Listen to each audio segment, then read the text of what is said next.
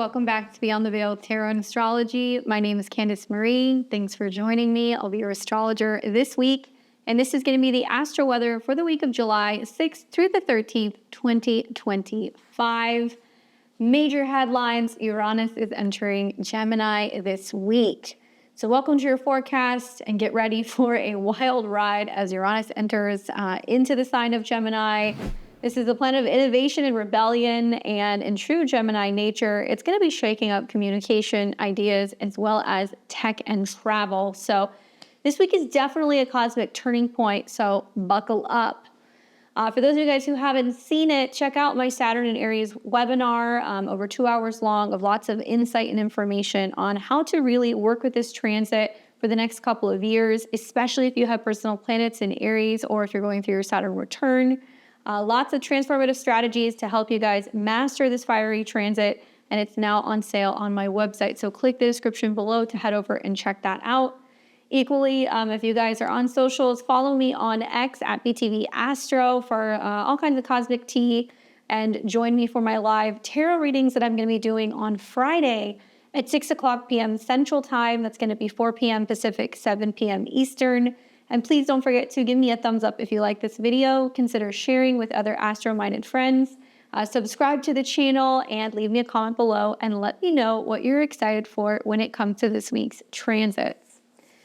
Now, I kind of get the vibe that this is going to be a week that's really crackling with a lot of electric energy. Obviously, the major news is Uranus changing signs on the 7th, going into Gemini, where we're going to see lots of disruptions and kind of changes and challenges, I think, revolving around tech and travel. But it's also meant to free our minds. And something I keep thinking about when I think about Uranus and Gemini is, don't tell me what to think or don't tell me what to say.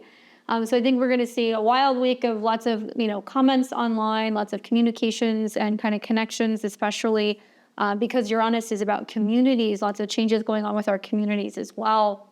And we'll have 7 years to see Uranus go through this sign. So I'm not expecting all the change to happen at one time, but I definitely feel like we're going to see some of the sparks of the changes with the ingress this week. Now, on the 10th of July, we're also going to see a full moon in Capricorn, which I feel like is going to be a very grounding energy. Obviously, this is, cardinal Earth, so it's really kind of dealing with ambition and structure.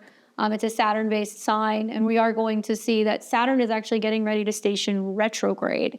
So the fact that Saturn is stationing is kind of mirroring and kind of talking about where we kind of need to get a little bit more serious when it comes to our long-term goals. Full moons illuminate something we've been working on for the better part of the last 6 months, while Venus and Mercury are going to be adding some creativity and some flair.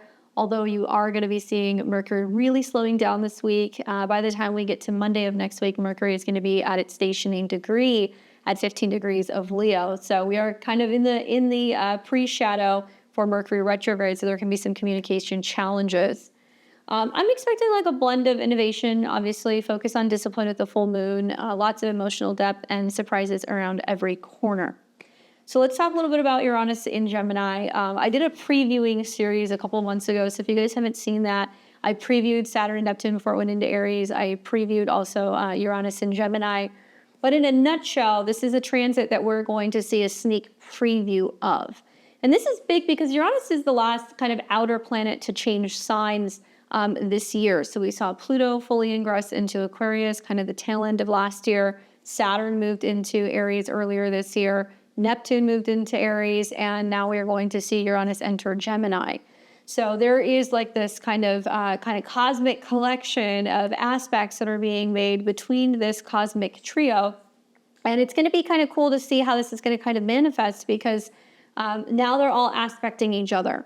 So in July, you'll see Saturn and Neptune retrograde. Pluto is currently retrograde, but this is giving us little sneak peeks of some of the energy that is to come in 2026.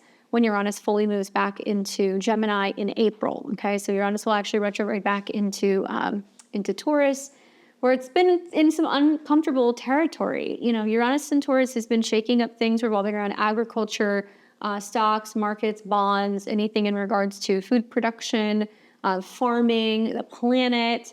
And it's not been comfortable in the sign of Taurus because that's a fixed sign that really wants to take its time and it is quite resistant to change. So having Uranus move into Gemini is going to be, I think, a lot easier to navigate, but I want you guys to keep in mind that it is an air sign, okay? So Uranus is going to be, I think, a little bit more cerebral. It's a little bit more about mental connection, socializing, information, and learning. We are seeing aspects, obviously, to Pluto, which is going to really be setting up next year, where we're going to see a trine, which is major breakthroughs in innovation and technology, as well as how we all connect and communicate and get around. And we're also seeing sextiles to Saturn and Neptune in Aries. So air and fire fuel each other. Now, we have been in a very feminine period, having had Saturn in Pisces, Neptune in Pisces, having had Pluto in Capricorn. And now we're seeing all of these outer kind of giants moving into air and fire signs, which are very masculine. So we're going to see this very kind of direct, external, getting from point A to point B very quickly, very rapidly type of energy over like the next several years. Now, we will see Uranus enter into Gemini on July 7th, 2025. It will stay until November 7th or 8th, 2025, and that's when it will retrograde back into, obviously, into Taurus. And then in April of 2026, it will return back into Gemini, where it will stay for roughly 7 years. So what does Uranus represent in a nutshell? Because the planet is really going to be bringing up some of the themes of this particular transit. And Uranus' modern day association is with Aquarius, okay? So we're going to see that this is a planet that it zigs and it zags. It doesn't follow a specific pattern. So this is about change. It's about, innovation. This is also a planet that deals with rebellion and revolutionary energies. It wants freedom, and usually it will do that through shocks and surprises. Uranus is known for disrupting the status quo as well as nervous systems, and it's all about kind of delivering breakthroughs when it comes to futuristic ideas.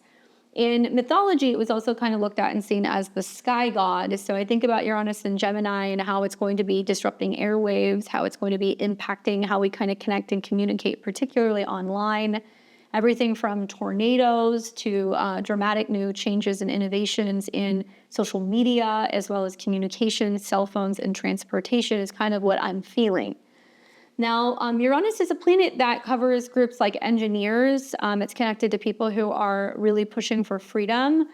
Science and scientists, particularly scientific breakthroughs, is kind of seen with Uranus. Revolutionary energy, and obviously shocks and surprises, which usher in some kind of change. Now, Gemini is the sign that it's moving through. So we're kind of looking at this particular planet through the lens of Gemini. And I think many other astrologers will agree with me. Gemini is probably one of the fastest moving signs, okay? Mutable, which means it's flexible and changeable. Air, which means it can kind of move very quickly and it's kind of flighty and all over the place. And Gemini represents that connection to Mercury. So it governs communication. So think like apps and cell phones and, any messaging. It's also connected to learning, particularly lower education. So think of anything that's going to be up until about college, particularly early education or anything revolving around teaching younger generations or kind of baseline information. It's also connecting to technology, as well as travel and social connection. So Gemini is our neighborhood, how we get around.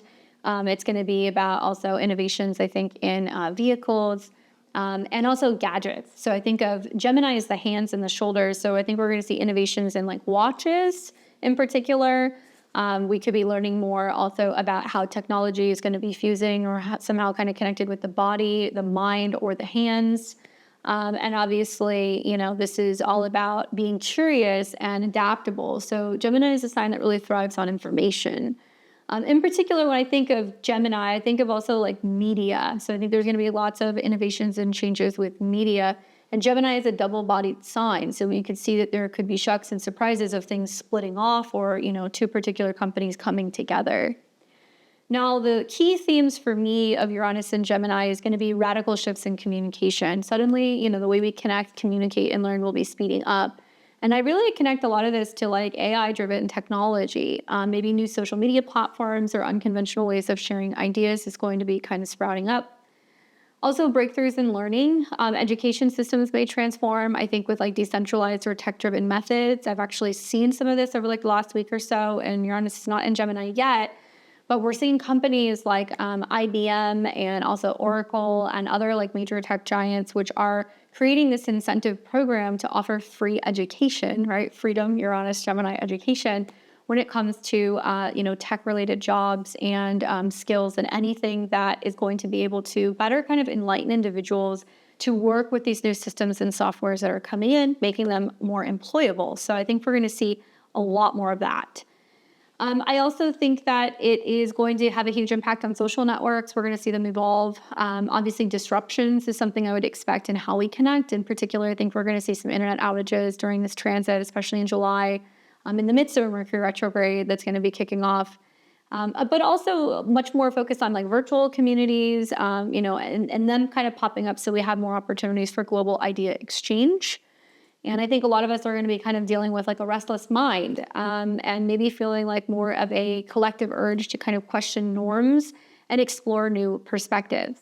Now, in recent years, we have seen some energy in Gemini. We have had Jupiter go through Gemini pretty much all of last year up until recently when Jupiter went into Cancer. We have also seen retrogrades that have happened. We had a Mars retrograde a couple of years back in Gemini. We've had a Venus retrograde in Gemini in 2020.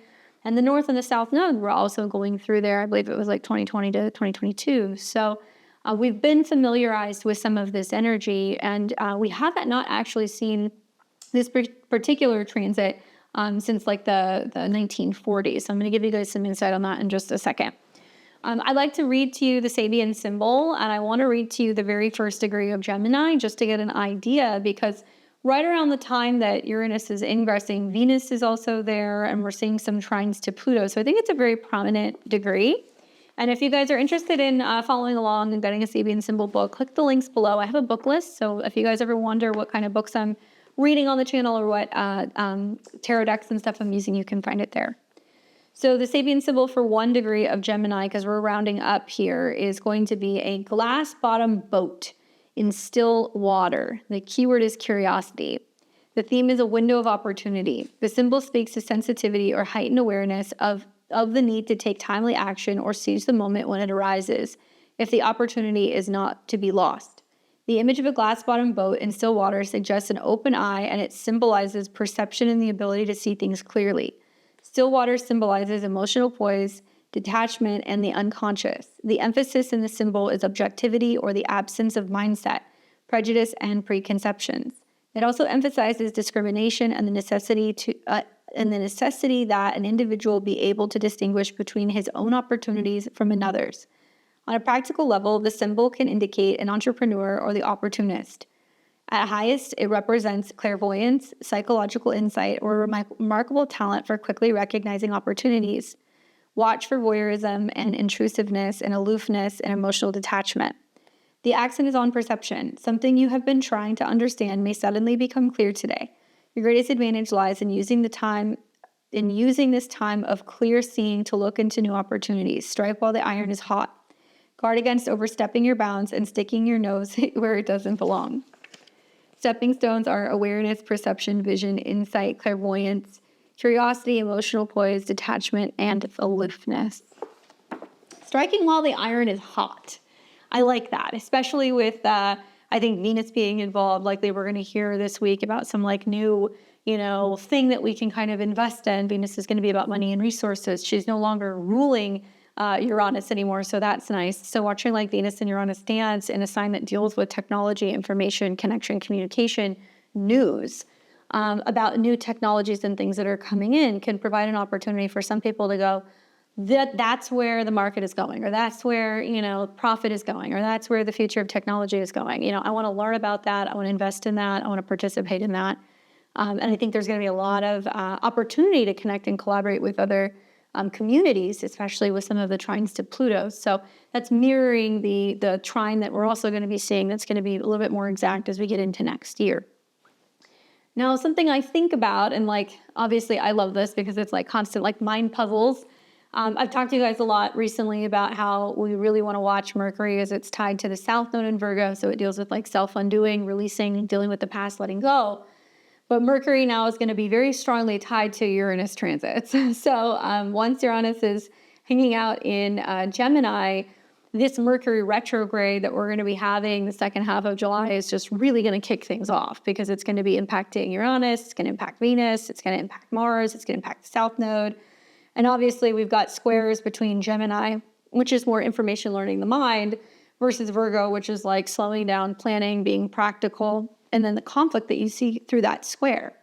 So it's really important to keep an eye on Mercury. I think Mercury retrograde this month is definitely going to send some of these transits, like the Mars, South Node conjunction, the Uranus in Gemini transit, into a bit of like a tailspin. And it's really going to supercharge some of Uranus's influence over the next several years. And that means that it will be amplifying communication as well as kind of tech innovation. So Mercury in Leo, which we're going to be seeing, it'll be interesting. It's actually going to be coming into a trine with the moon. The day that we see Uranus go into Gemini, it will trine the moon. And I feel like this is really bringing up like more of a bold kind of dramatic flair to some of these changes, like new ways for content creation or new things kind of connecting to apps, websites, that kind of stuff, particularly for creators or education for younger individuals. Children is very much kind of Gemini and Leo. Now, I also think about Uranus going into Gemini and the impact now that Uranus is going to be having on Pluto. We know Pluto's in Aquarius. It's been about this mass kind of awakening, people kind of feeling shocked and surprised by some of the darker things that are kind of being exposed about technology, AI, politics, social kind of narratives, maybe collective moves and beliefs. And once it goes into Gemini, it's going to have a different flavor. So now it's going to be some of these shocks and surprises that people are kind of going through or mulling over. It's going to be from a sudden drastic news drop, change of mind, conversation you have with a neighbor, something that happens with a sibling, something new that you're learning. And I feel like trines are, meant to be this really powerful energy. It's a good Jupiterian energy. So you'll see that kind of setting up as we get into next year. But it can also blow things out of the water. And if Uranus is something that's like shocking and surprising, and Pluto represents something that can be a little bit more the darker side of life, it can suddenly bring out information that can just kind of come out of nowhere that can really rock the collective. So I think about, the tapering of the sextile to Saturn and Neptune in Aries. I also think about the tapering of the Saturn-Neptune sextile to Pluto. So really what everything kind of like lands on is Aries, where you have, man, individual self, boundaries, responsibility, accountability, Aries, Saturn, Neptune, whether or not we're seeing things clearly. I thought about these aspects a lot, and it's a lot of like, in my opinion, are we sleepwalking into, like a dystopian future where, there is suddenly going to be more information that is going to be pulled or kind of taken from our cell phones, from anything connecting to gadgets. Just in this last week, you hear about this new service that's being offered, which is free, by the way. Apparently, I think it's through Xfinity, the Wi-Fi producer, where they're saying, well, now Wi-Fi can sense where you are in the room. Just turn it on, no cost to you. And it's literally pinging off of movements and things that are going on in the house, where now the Wi-Fi can actually see where you are, what you're doing, if you're moving, how long you're in a room, where you're going. Scary stuff. And so this is why I was saying, like, are we sleepwalking into some kind of future situation where electricity, frequency, anything revolving around gadgets, the impact that can actually be having on our physical bodies, and like, are we just not aware of it? Are we oblivious? So, there's going to be a lot of really interesting voices that are going to be coming out with new media, and there's going to be a lot of independent stuff that's going to be kind of sprung up from Uranus and Gemini. But this connection is really linking with Pluto and Aquarius personal transformation to collective progress. So Pluto and Aquarius is pushing for changes in technology, community, and also humanitarian ideas. Well, Uranus and Gemini is kind of sparking these ideas and these conversations that fuel that shift. That may be starting on an app, but then it, kind of bleeds out to a movement on the internet, or maybe it starts as an idea, within a few neighbors, but then it manifests into something that's like bringing in a whole community. So that's going to be working well together throughout this transit, and Pluto is very much impacted and influencing a lot of what's going on with Uranus and Gemini. Now, for those of you guys who are wondering who this affects the most, obviously, if you have anything from about 0 degrees to 3 degrees of Gemini, you're under a once in a lifetime Uranus transit, right? Unless you're like 80, something years old. So Uranus will be conjunct one of your personal planets. If you're a sun, moon, or rising, Uranus is going to kind of really lighten things up and create opportunities for freedom, but also more spontaneity, maybe some detachment.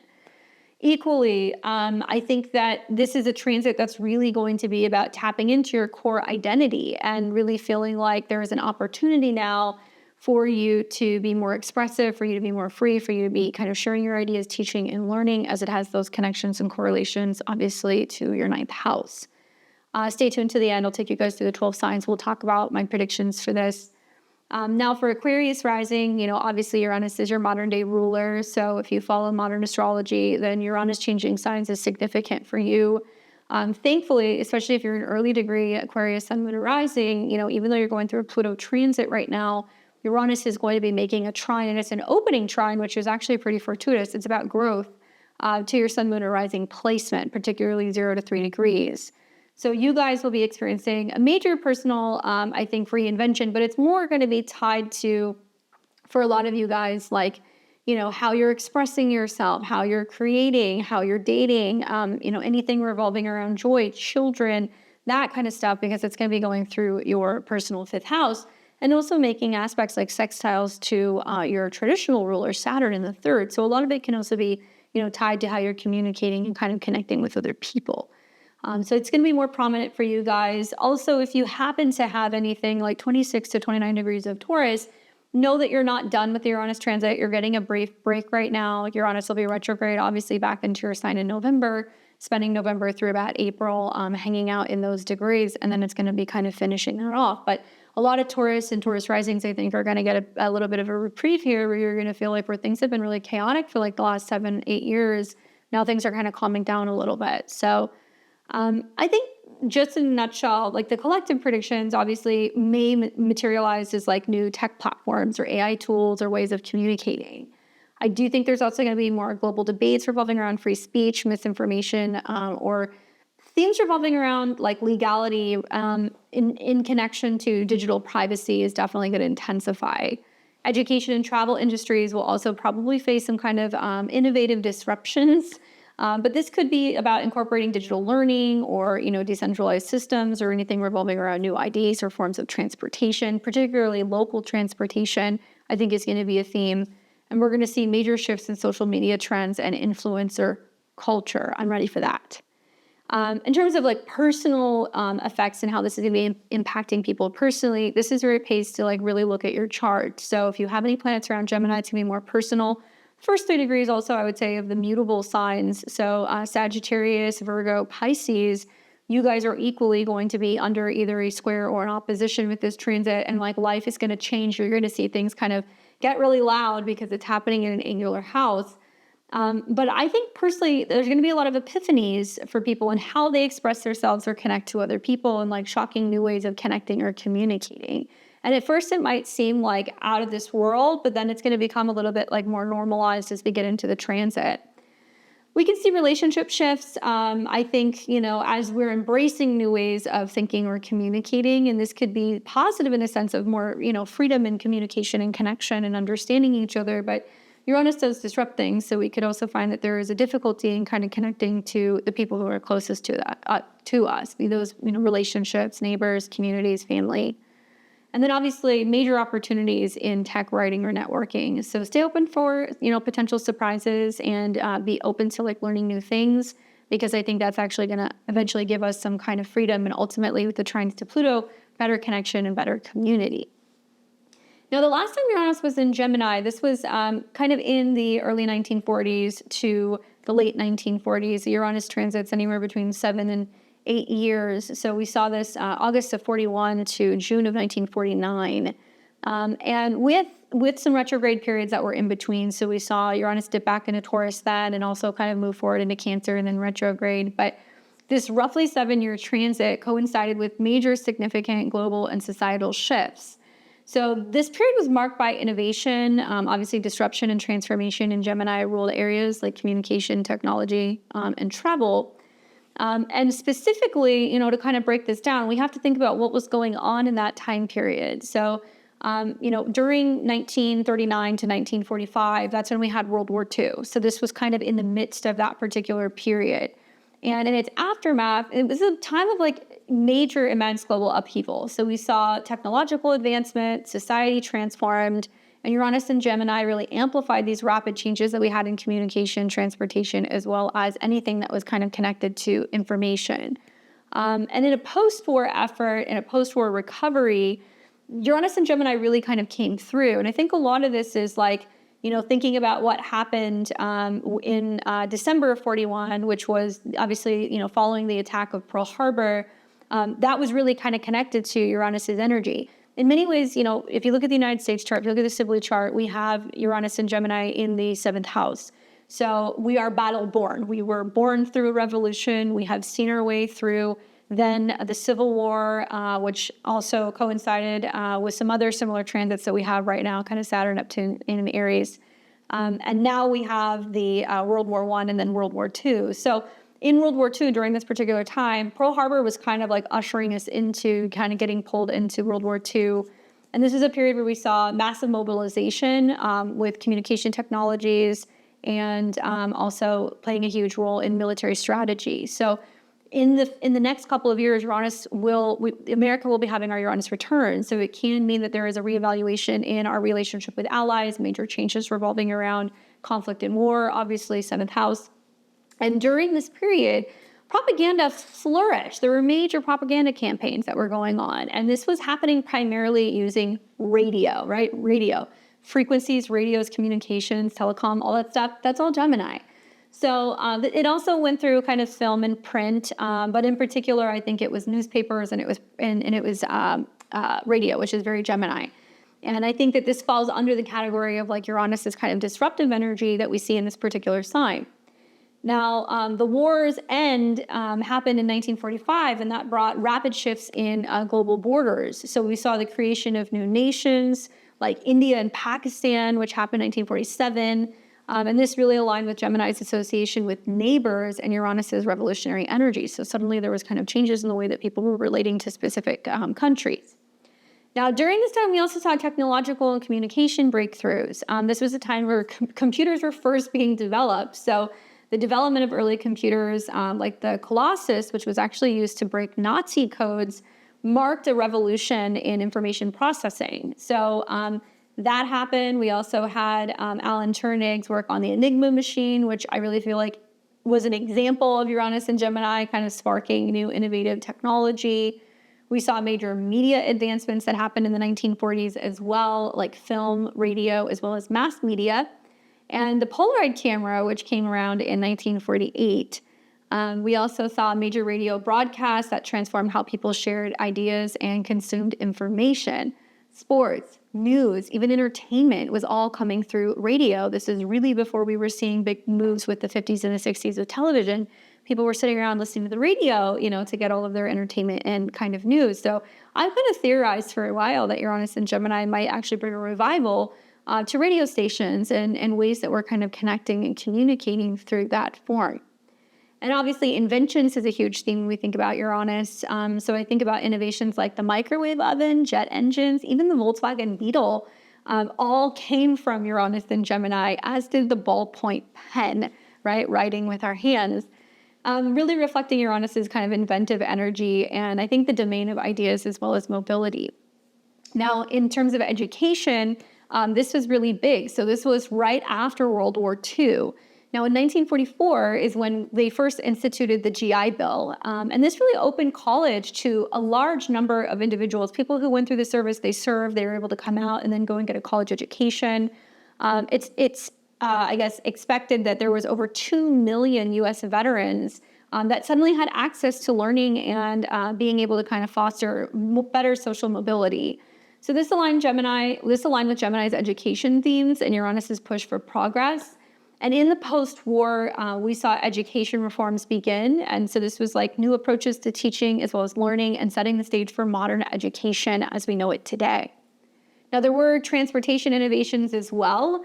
After the war, we saw mass airline travel expand like wildfire, with commercial aviation taking off in the post-war. And we saw innovations like the helicopter as well as the Vespa scooter, which was created in 1946, that transformed short distance travel. And obviously this is a Gemini kind of area in itself.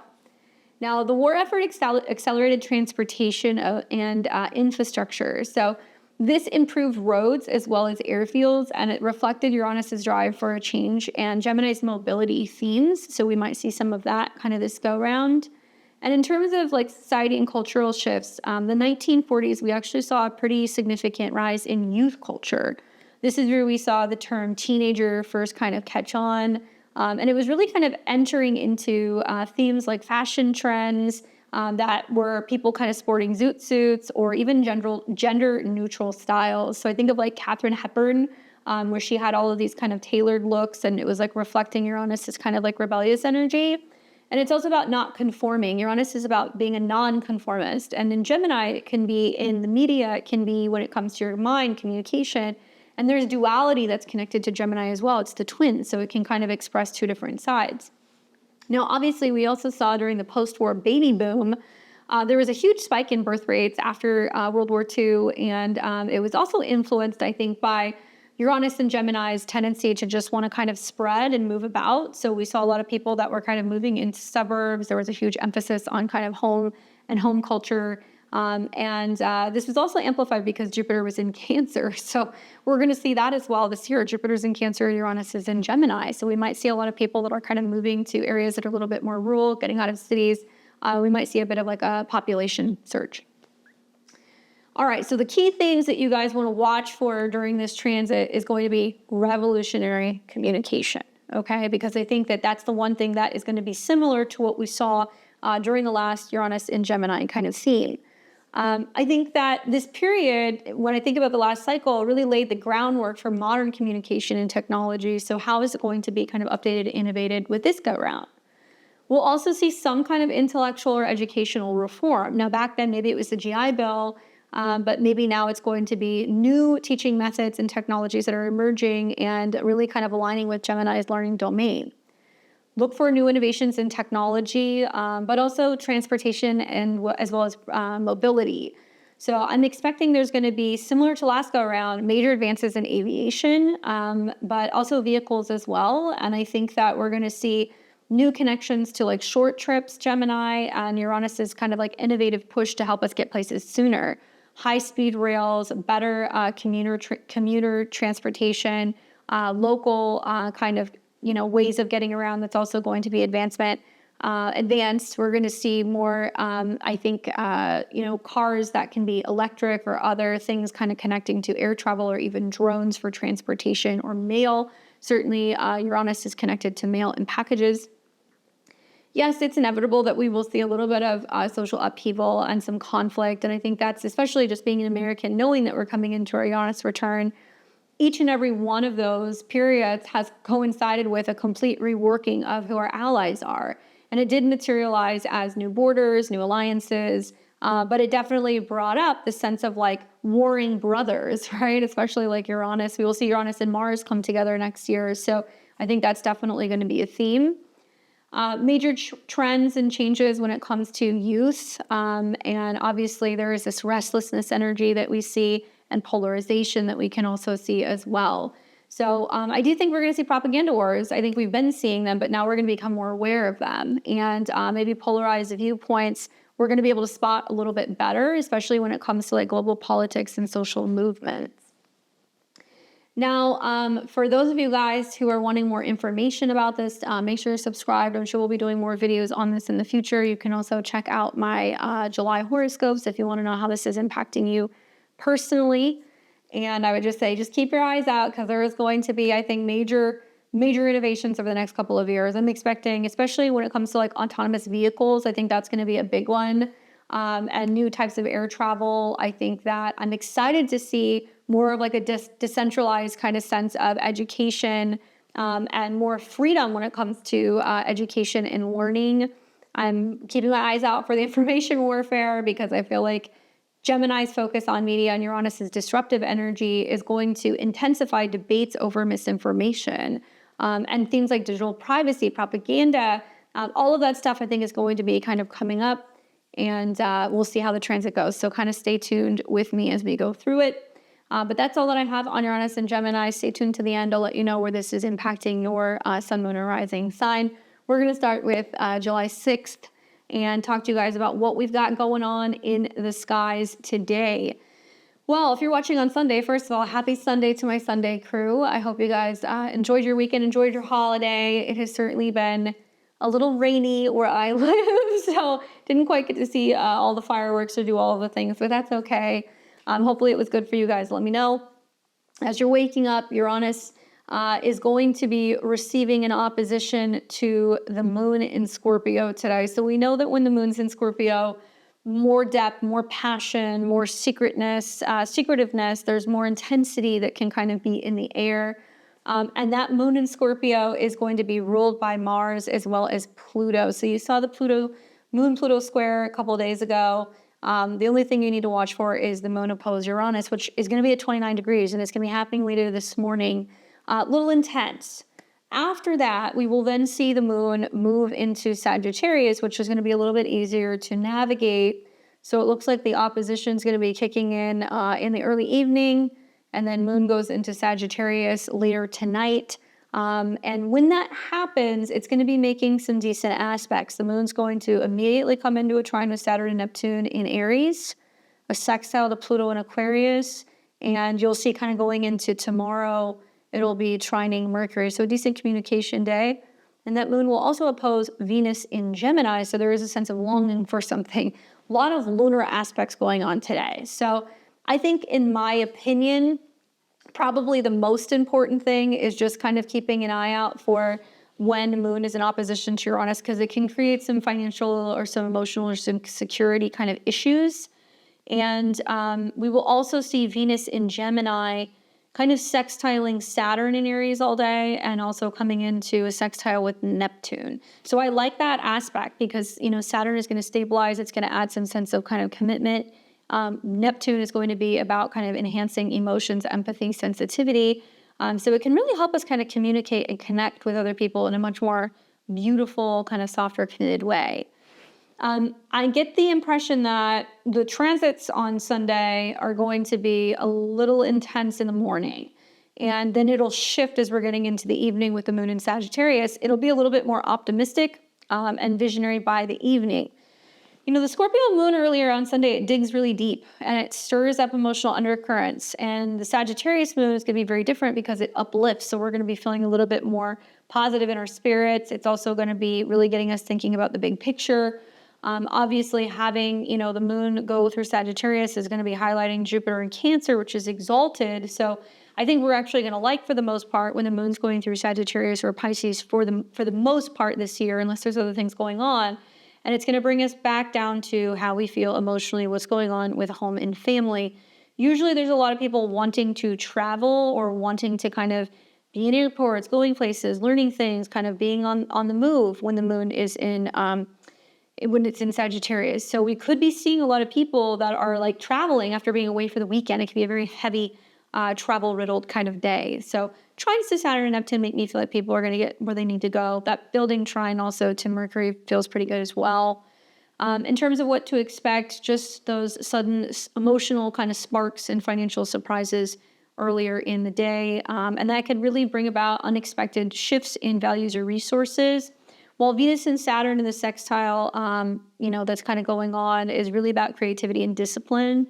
So it makes Sunday a really great day for artistic or spiritual work, as long as you have some kind of grounded practice or you're building something that requires like structure. When the moon goes into Sag and it starts trining, Saturn and Neptune, it starts coming into a trine with Mercury overnight, and it sextiles Pluto, it's good for bold ideas and connections and collective goals. You guys might feel like you're being pulled between depth and freedom because there's going to be this opposition to Venus. Just as a tip for you guys on Sunday, I would say process intense emotions early in the day and then channel the evening energy into something creative. So creative projects, anything that you're planning or working on. Stay open for surprises that can be happening in finances or relationships, especially as we're seeing that Moon-Uranus opposition early in Sunday morning. All right, this is going to take us into what's going to be the 7th. Okay, so this is going to be Monday. And Monday morning, moon is still in Sagittarius. It is now coming into a trine with Mercury, which is great for communication. It is also still in a loose trine to Saturn and Neptune in Aries. So I like that. I look at this and I'm like, okay, well, part of what's kind of going on is there is this highlighted emphasis on, the bigger picture, planning, traveling, and what we love, what we enjoy.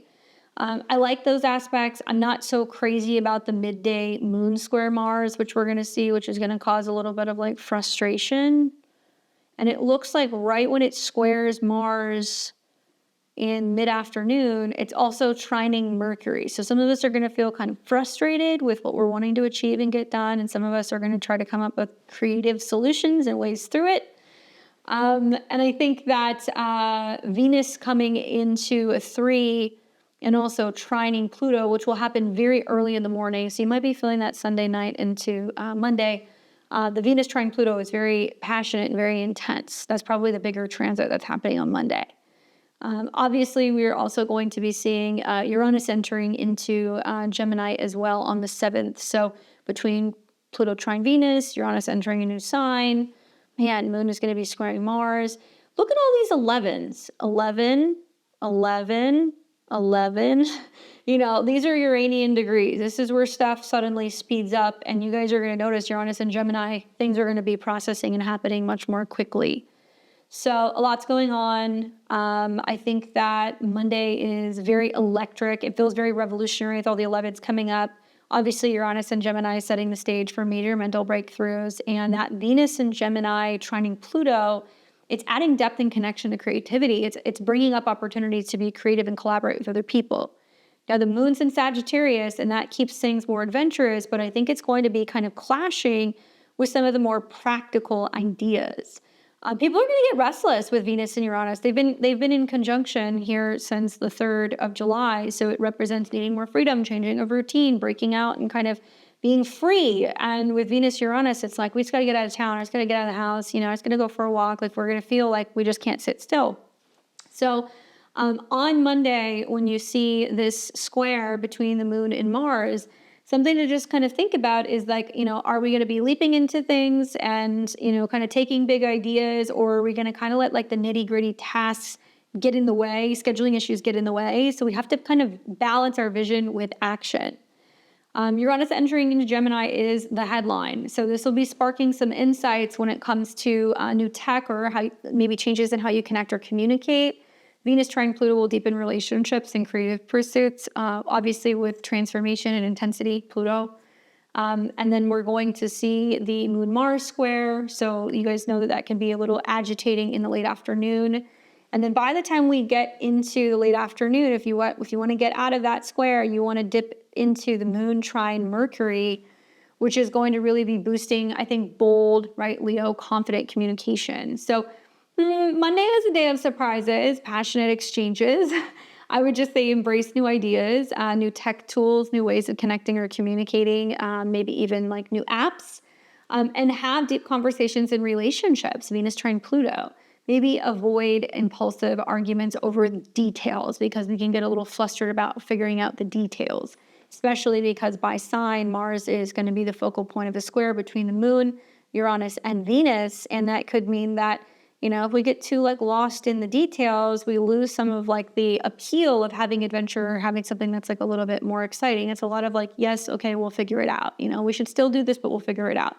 And remember, South Node's in Virgo, so we don't want to be too nitpicky or critical, I guess. All right, so this is going to be taking us now to what will be Tuesday. So the moon's going to keep going through Sag. And now it's going to bring us into Tuesday. And on Tuesday, we're going to see the moon continue to go through Sagittarius. Early in the morning, there will be a moon square the north node and the south node. And then the moon is also going to come into a trine with Chiron and Aries. No major transits on Tuesday, so that's good for the most part. But I do think the moon square the nodes is something that we're definitely going to want to watch, because the ruler of the south node is about to turn retrograde. We also see the ruler of the north node is in conjunct or quincunx the moon, and it's in its exaltation And the ruler of the moon is also Jupiter as well. So when the moon squares its own nodes, particularly at a 20, because that's a Scorpio degree, this means that change is the name of the game, changing circumstances. Reflective is a word that I would use with the moon square the nodes. Trine to Chiron can be healing or therapeutic. You know, that Sagittarius moon, it really encourages exploration, but the squares to the nodes seem to kind of indicate that it's highlighting karmic choices, paths, you know, that we're kind of being forced to kind of pick one side or the other. And it's really meant to kind of urge us to balance between past habits and future dreams. So, you know, do we travel? Do we not travel? Do we go back to school? Do I not? You know, do I move? Do I relocate? These kinds of things because of the Sagittarius nature and also Jupiter in Cancer. What to expect? I think that you're just going to feel like you're at a little bit of like a crossroads. That's the vibe that I'm getting. And maybe decisions that are made today are going to feel like they are fated. Now, the Moon Chiron trine, which you're going to see later in the day, really supports healing through self-expression and bold action, especially in personal wounds that's tied to identity or courage. So I'm expecting moments of clarity about your path through, you know, motivation, although it may waver a little bit. So you'll see the moon square the nodes kind of in the late morning hours. I'm Central Time for those of you guys who are in other places. And then we're going to see the moon trine Chiron by the evening. Okay, no major other aspects are going to be taking place today, so that's good. I would say tips for kind of navigating and getting through your guys' Tuesday is reflecting on long-term goals versus old patterns. And this can be a good day for journaling or talking through emotional, you know, insights. Taking small steps towards healing is going to be really important. And also some of you guys might be feeling like there's about to be a pivot or a change of plans with travel. Mercury retrograde, which will be happening mid-month, is notorious for creating travel upheaval. But Uranus, which is unexpected changes in an element of air, sky, and transportation, people are suddenly going to be like, my flight got canceled, my car wouldn't start, you know, I was having issues with my electrical in my vehicle. I couldn't get, my phone to connect to kind of finish processing the booking. Like that stuff was going to kind of start coming up. So watch for that. All right. Now this is going to take us into what will be Wednesday. And on the 9th, we wake up and we see that the moon is now in Capricorn. So now we're preparing to come into what will be the full moon phase. You'll see that on the 10th. So we're going to notice things are going to be building and kind of peaking now that the moon is in the sign that it's going to be full. Moon is not easy to be in Capricorn. It would rather be in Cancer. And we're really looking at the moon because it's dictating and determining what happens with the sun as well as Jupiter. So when the moon goes through Capricorn, it has to do emotional heavy lifting, right? And Capricorn is ruled by Saturn. It immediately goes into this sign and it starts squaring Saturn and Neptune. So honestly, I look at Wednesday morning, it can feel a little uncomfortable, can feel a little confusing. Capricorn is really kind of highlighting for many of us where we need to take some sort of responsibility, where we're focusing on our long-term goals, our reputation, our career. We're looking at leaders, we're looking at government, we're looking at what's going on with like long-term plans. And so for it to go through a sign it's not comfortable and also square Saturn in a sign that it's not comfortable is kind of indicating some delays, some challenges, some setbacks coming up, very early in the morning on the 9th. Now, it will not just square Saturn, but it'll also square Neptune. And that's going to create some issues revolving around, visibility, understanding, emotional confusion, and then it'll come into an opposition with Jupiter. So there's a lot of lunar transits happening on the 9th. To me, thankfully there's no other real serious transits going on or key transits on the 9th. But this feels very serious and introspective to me. It's also like it has this focus on structure versus emotional needs. And the moon will come into an opposition then with Jupiter in Cancer. So if I'm looking at this throughout the day, first thing in the morning, moon square Saturn is emotional blockages, heavy moods. Moon square Neptune, feeling confused, emotionally sensitive, unsure, confused. And then the moon is going to come into an opposition with Jupiter, which is going to be happening pretty much later in the afternoon at a 6. So that's going to create heavy or extreme moods. Like Jupiter makes things bigger. And this means that, home and family matters are being kind of looked at in terms of, well, whose responsibility is it to, pick up or take care of the home? Who is protecting the homeland? What is going on? And, I live like 50, 60 miles away from where all this flooding is in Texas. Like it's been all over the news. I know a lot of people have seen it. Some of you guys have like checked in with me. I'm fine. I'm okay. But I'm devastated to see some of the stuff that's going on with like all of these missing children. I mean, there's a bunch of girls that were camping there. They're saying hundreds of people are supposedly missing because of these rapid rising rivers. We've had like extreme rain that's been happening here. And you're seeing houses and things that are getting completely washed away. Neptune just turned retrograde, guys. As much as I hate to say that, there's always some major theme revolving around water. And it's in the sign of Aries, which means very rapid. And unfortunately, Saturn and Neptune are conjunct, so it can represent end of life for youth, especially with water. And it's conjunct Shiat, okay, the star that deals with poisoning, drowning, people kind of dying or disappearing. So I'm looking at this going, all right, just from my perspective, people kind of going, people need help. There is some kind of huge focus on home, emotions, shelter, security. Who's going to help when, people are desperate and kind of confused and lonely? Like what's going on revolving around home? This setup going into the full moon in Capricorn where there's going to be a reality check, I think that on the 9th, even though it's more serious and introspective in the morning, there is this shift in focus on structure, versus emotional needs. And the Capricorn moon demands discipline. Squares to Saturn and Neptune create tension between reality and dreams. So to me, it feels like a bit of a reality check, and it's really highlighting conflicts between responsibilities and ideas. And the Moon-Jupiter opposition will be amplifying emotional needs, possibly leading to overindulgence or clashes between personal goals and family matters. This is a day where, grounding energy can be really helpful. There can be some emotional push and pull. The key here is on the 9th to just stay focused, especially when it comes to practical tasks, but make space for emotional self-care and avoid overreacting to family or home-related tensions because it can happen. Right. So the moon's going to then keep going through Capricorn. It's no longer making aspects by the time we get to the later afternoon. That's pretty much it until we get into the 10th. And then as we're getting into the 10th, very early in the morning, you're going to see the moon in Capricorn come into a trine with Mars in Virgo. We are also going to be seeing on Thursday that there will be a full moon that's going to be happening at 18 degrees. I think that's going to be in the early afternoon. And that full moon, if you have any personal planets, 17, 18, 19 degrees of Capricorn, you're going to be feeling it. It's very personal for you.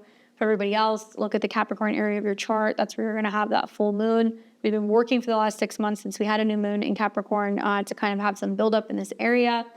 Very significant because it trines the South Node in Virgo. It's sextiling the North Node in Pisces.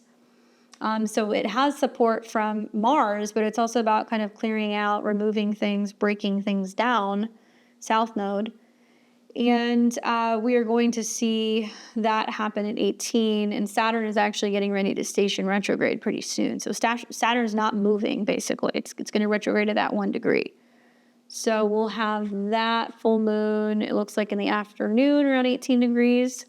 I did put a video out on the full moon Capricorn, so if you guys have not seen it, definitely check it out. I think for the most part, it's a relatively quiet full moon. For the most part, it's not quite, squaring Chiron. It's not degree wise. It's too wide. It's not sextiling Saturn. Saturn's direct. It is, a wide opposition to Jupiter, so it can make situations of home and responsibility, government feel bigger. And the trine to the South Node and Mars does make us feel like we can actually get out of our own way, and we can really come up with a plan for action and kind of disregard or kind of get rid of or clear out things that have not been working, that are kind of breaking down. So it's pretty quiet for the most part. When we get into the second part of July, things are not as quiet. You guys will see. I would just say that this is a full moon because it's in Capricorn, that is really about ambition. And it's really about kind of, major culminations that are happening in the Capricorn area of your chart. So it might bring clarity to goals and structures with a very practical, yet maybe a spiritual undertone because of the trine to the South Node. And this will likely illuminate like achievements or challenges that have been coming up for you in a certain area of your life. In particular, Capricorn is career, but it can be responsibilities, your long-term plans. And the Mars trine to the moon is really, really fueling productive action. And the connections to the nodes really tie personal efforts to like a larger destiny. So this is a powerful day for completing projects or setting goals, especially with a focus on balancing ambition as well as intuition. I would say, celebrate your progress and set clear intentions, take practical steps towards big goals, and trust your instincts on the next steps. Now, this is going to take us into the 11th.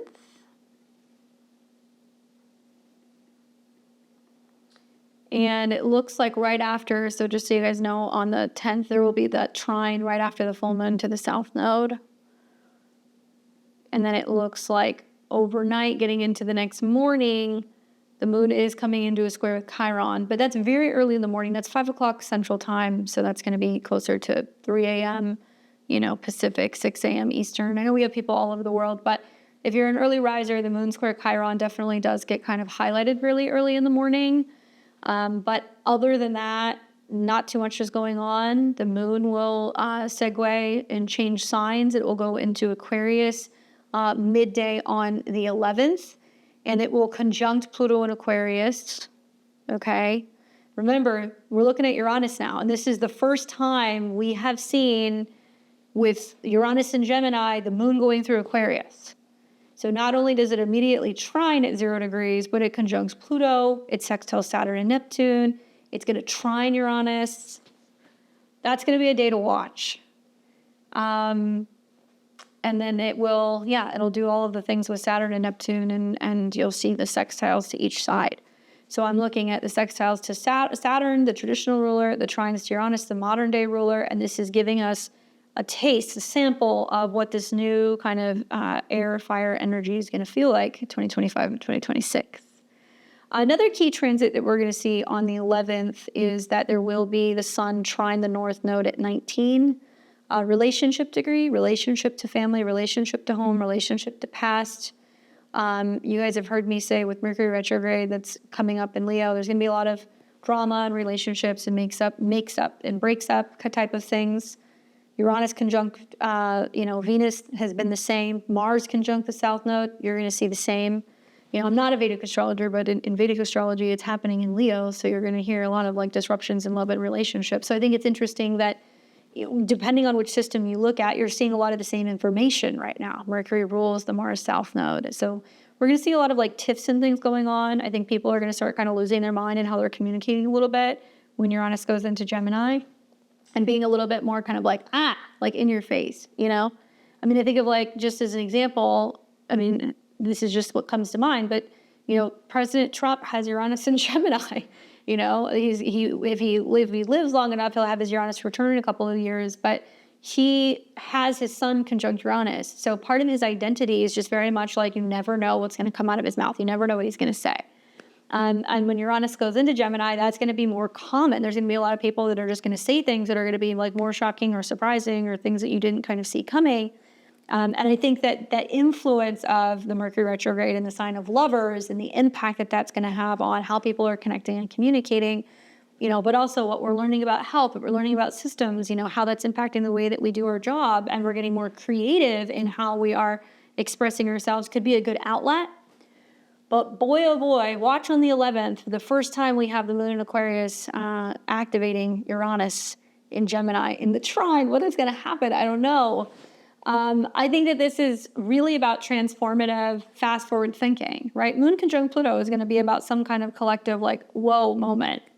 The morning feels a little bit more vulnerable as it's going through Capricorn, squaring Chiron and Aries. But then when it enters into Aquarius and it conjuncts Pluto, those aspects that it's kind of doing with some of the other planets really is going to be about, shifts to innovation and collective focus. So watch for the insecurities coming up in the morning, maybe about identity, maybe it's about courage early on. And when it gets into Aquarius, it's going to spark deep transformation in how we connect to groups or ideals. And then that moon trine Uranus in Gemini and the aspects to Saturn and Neptune is also about innovative ideas grounded in reality and a new vision. The sun trine the north and the south, trine the north node, sextile the south node, is going to be about personal goals with destiny and making this a day for breakthroughs and big picture thinking, but needing to tap into our emotions. Remember, this is ruled by the moon, and moon's conjunct Pluto, and this is happening 8 signs away from the sun, so it means that it's going to be a shake or a surprise or some kind of unexpected shift financially when it comes to investments, banking, loans, mortgages, that kind of stuff. So we'll see what's going on with that. For this particular day, I would say just this is about, processing your vulnerabilities in the morning, maybe doing some journaling or some reflection. And then as you're getting later into the day, embracing group projects or kind of tech-driven ideas can be really great, and watch for sudden insights, especially with the moon trine Uranus and then Venus also. It'll probably trine Venus as we're getting into the overnight hours. Yeah. And so then this is now taking us into the 12th. So this will be Saturday.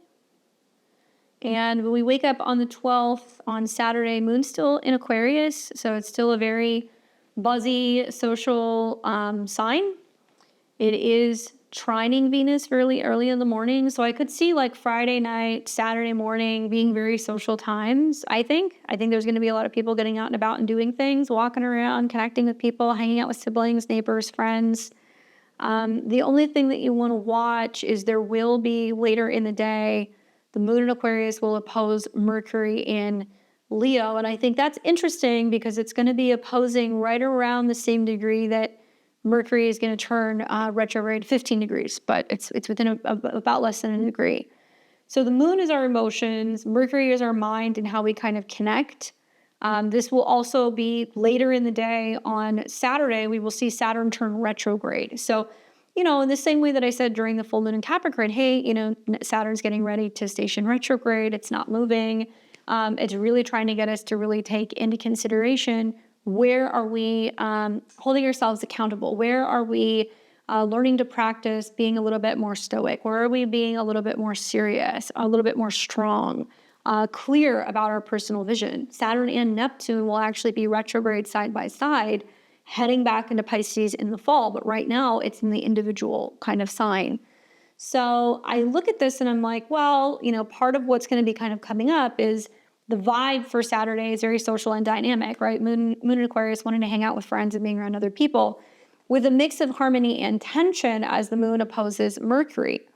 Now, the Aquarius moon is fostering connection, but the Mercury moon opposition creates communication challenges, especially with friends and networks and groups, and a little bit of drama over like what you want to do or what you consider fun or what your kids are doing, or what your boyfriend, your girlfriend is doing versus like what your goals are. And there could be like some kind of discrepancy revolving around, like what's the best way to kind of navigate the plans for, Saturday. So I think that the way to work through this is with the moon early in the morning trining Venus, it's a little bit more harmonious. So kind of like planning or solidifying your plans Friday night or early Saturday morning is recommended because it will be more social and kind of, I think, about kind of connecting and collaborating with other people. And then as we get into the afternoon hours on Saturday, when Mercury opposes the moon, there could be misunderstandings. And Mercury is in the sign of Leo, so ego clashes. Choose your words very carefully. Remember that we are in the Mercury shadow. Saturn will retrograde a mere hours later in Aries. So this will begin a period of personal reflection, especially when it comes to your personal authority and your boundaries. And I would expect this to be a day of like, obviously exciting connections, but the potential for miscommunication. So, leverage social opportunities clearly, clarify communication if you can Friday night, early Saturday morning to avoid conflicts, and reflect on your personal goals, especially as Saturn is turning retrograde. And it goes without being said, if you're an Aquarius or in a Capricorn rising, you're ruled by Saturn, the Saturn retrograde will impact you. I'll be doing a video on that soon. And if you happen to have any planets, 0 to about 3 degrees of Aries, not only is Neptune retrograding through your sign, but Saturn's about to retrograde through your sign. So some of this kind of loud in your face energy that you have had recently, now you're going to get to kind of reevaluate and integrate and go, is this the vision that I have for myself? Do I really see myself going in this direction? What do I really want? And you want to stay consistent. While Saturn and Neptune are retrograde, you don't want to kind of fall off track. So that's what's going on Saturday. And then this is going to lead us into what will be Sunday. And the moon's not really doing much. It'll make that opposition in the afternoon. And then this is going to take us into Sunday the 13th. And we wake up first thing in the morning and the moon is still in Aquarius. Nothing's really kind of going on here. Nothing's going on with Uranus either, so that's good. Saturn is now retrograde, so now maybe because of some of the things that happen socially or changes with our goals or our own personal boundaries that we've become aware of, there's been a change. And on Sunday, you will see the moon come into a sextile with Chiron in Aries. And then the moon will enter into Pisces late in the evening, immediately coming into a square with Uranus and Gemini. So we're going to see some cool aspects with Uranus and Gemini this week. No major transits on Sunday other than that. Honestly, I kind of feel like for the most part, there is a little bit of like a touch of restlessness in the air with Uranus being highlighted with the Aquarius moon transit. I also feel like the Aquarius moon is really encouraging innovation. And then when the moon goes into Pisces, it's more kind of healing, kind of dreamy. It shifts more to this emotional kind of intuitive vibe. So in the morning on Sunday the 13th, the moon sextile Chiron is healing through community or self-reflection. So it makes it a great day for therapy, group support, connecting and collaborating, making up with people. And then when the moon shifts into Pisces, which will be later in the day, usually that's a much more kind of soft and kind of peaceful transit. So this will be in the evening.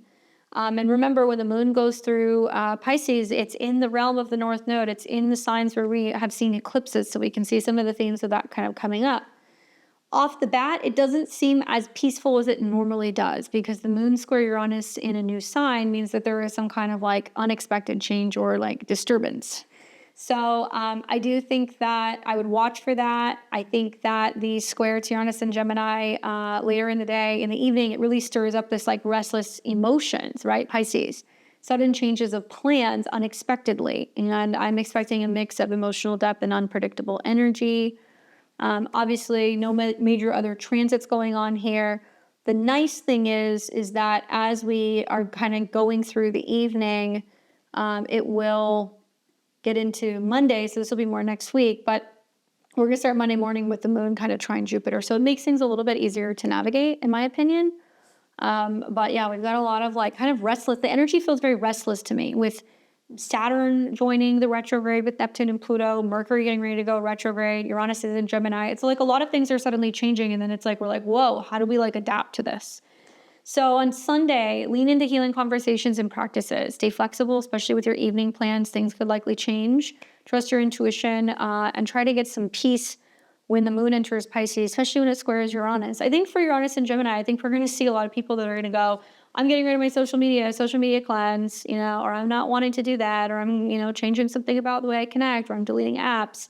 Remember, Mercury rules it. So with Mercury getting ready to go retrograde, younger people are going to start showing us the direction of where some of these trends when it comes to media and technology are going to be going. So curious to see what you guys are doing. That's what I have for the week ahead. I love to show you guys the themes and predictions for Uranus in Gemini. So what I'm going to do is I'm going to take you guys through the whole rising sign, Western kind of predictions. You can use whole sign or you can use Placidus, really whatever resonates with you. Me personally, in my one-on-one sessions that I do with clients, I do use Placidus. I use whole sign, pretty much only because most people don't know exactly what degree their sun, moon, or the rising is.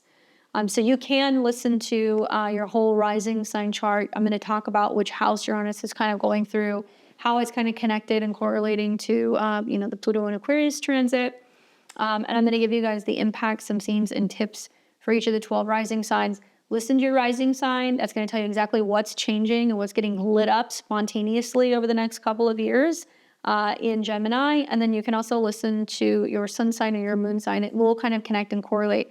Especially if you have like a sun or a moon sign in Gemini, I would say definitely listen to that because it can be really, really prominent for you guys, especially 0 to about 3 degrees of Gemini sun, moon, or rising.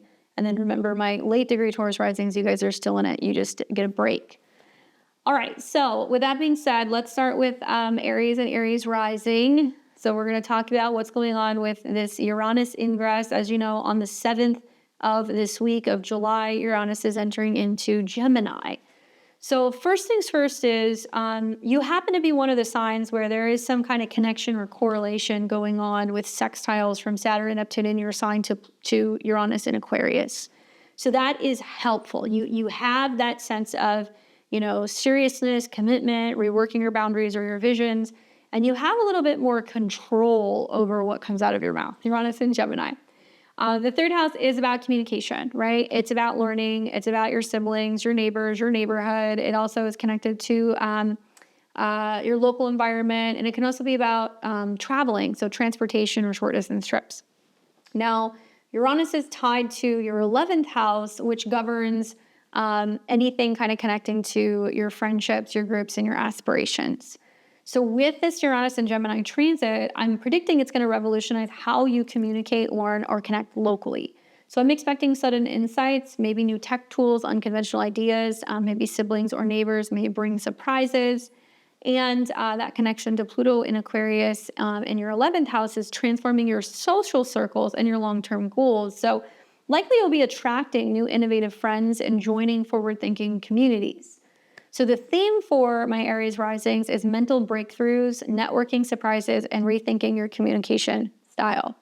My tip for you guys throughout this transit is to experiment with new tech or learning methods, stay open to unexpected alliances, and avoid any kind of rigid thinking.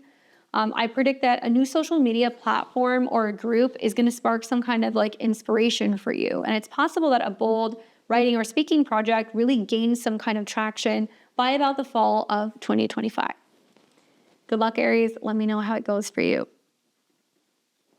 We've got Taurus and Taurus risings. How you doing, Taurus? Take a bow. You guys get a break. The Uranus transit's been a lot. Now you have Uranus that's going to a new area of your chart. So Uranus is obviously directly kind of connecting to your second house. Okay, so over the next 7 to 8 years, Uranus will be going through the second house, which is a house that is very personal for you, Taurus. You're traditionally associated with the second house. This is the house of finances. It's also about values. It's about self-worth. And Uranus in Gemini, it disrupts things, okay? That's what it's going to do. So it's going to disrupt your financial habits, maybe your sense of value, and I would be expecting innovative income streams. So think like crypto, freelance gigs, incorporating new business ideas or new technology to bring in maybe income that could be just automated. And you'll have a shift in your priorities.